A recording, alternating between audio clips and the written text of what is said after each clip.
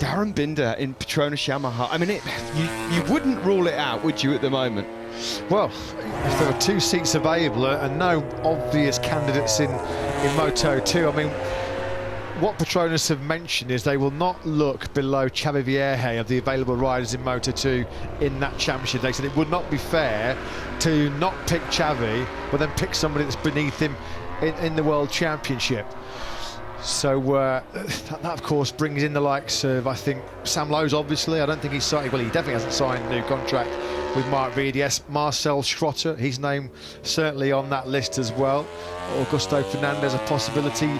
Joe Roberts is 10th, 1 place behind Vierge in the Moto2 Championship, but his name has cropped up a few times as well. So yeah, they're not exactly lacking options, Petronas, but there's not really anybody that you'd say is a standout come and get me candidate. No, you just never know, do you, what might happen. I mean, a bit of a moment there for Salvador. What happens if someone like, for example, Matt, a Joe Roberts, a Bo Ben Snyder or a Jake Dixon suddenly really have a special absolutely 3 Grand Prix? And let's not forget, it's worth noting as well, Steve, is that Yamaha's satellite team, be it Tech 3 previously or Petronas now, how many raised eyebrows were there when they took Jonas Folger and Fabio Quartararo? Fabio Quartararo was nowhere near anybody's top list for a MotoGP ride in 2019.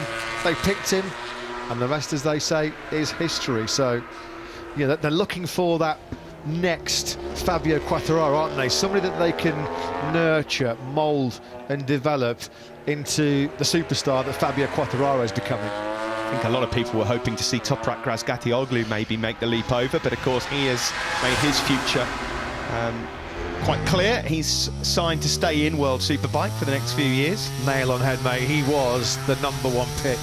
Yamaha wanted him, the team wanted him, and I think a lot of people were quite surprised when he committed himself to Yamaha in World Superbikes for another 2 years. Great news for World Superbike fans, of course, but it would have been really interesting to see Toprak come over and have a crack at MotoGP. Well, you can see here the lap time still tumbling. Savadori fastest now for Mir at 31.7, then Zarco 3rd, Bagnaia 4th, Lecuona 5th. Of course, in terms of the lap times, immaterial as to who would advance through to Q2. If you're just tuning in, we had a dry, sunny morning session in FP1. Nakagami was fastest in that one. So Jack Miller then, as you can see, gone out there, and that is quite clearly a slick tyre in there. Conditions that are just tailor-made for Jack Miller, aren't they?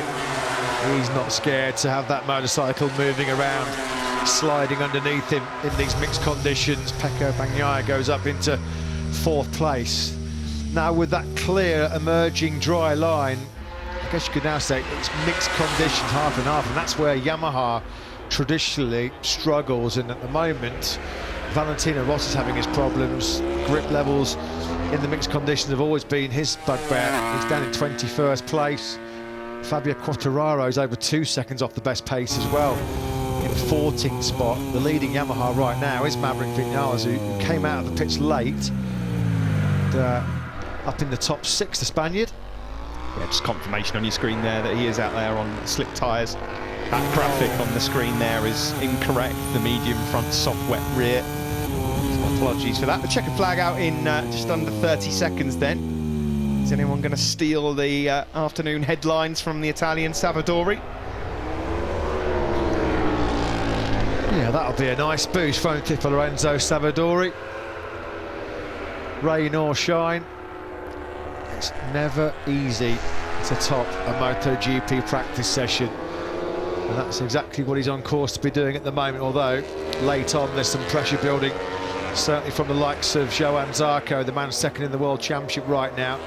Here's Salvadori's teammate Aleix Espargaro about to take the checkered flag.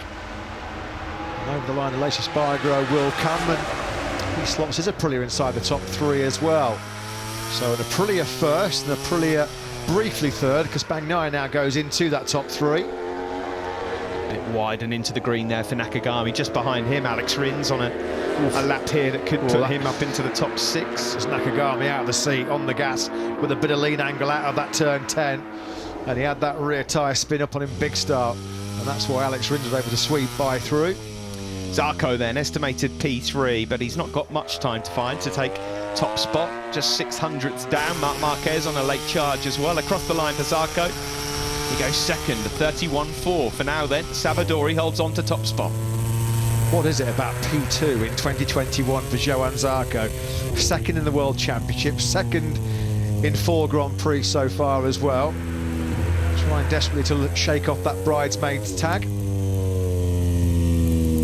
Marc Marquez then just behind Joan Mir on circuit. Mir himself about to come across the line. He's already in third. Will he improve? He does improve his time, but not position. Marc Marquez, something happened there on the final sector because he's not going to do it either, and that means that Lorenzo Savadori will indeed top this afternoon's FP2 session here in Austria. Great job. That'll be a massive mental boost for Lorenzo Savadori. He's already shown in wet conditions so far in 2021 what a really strong wet weather rider he is. Just tapping the world champion there on the shoulder. Is he as good in the practice start zone as he was for the rest of the lap? Yeah, not bad at all. Big smile on the face there of Romano Alberciano.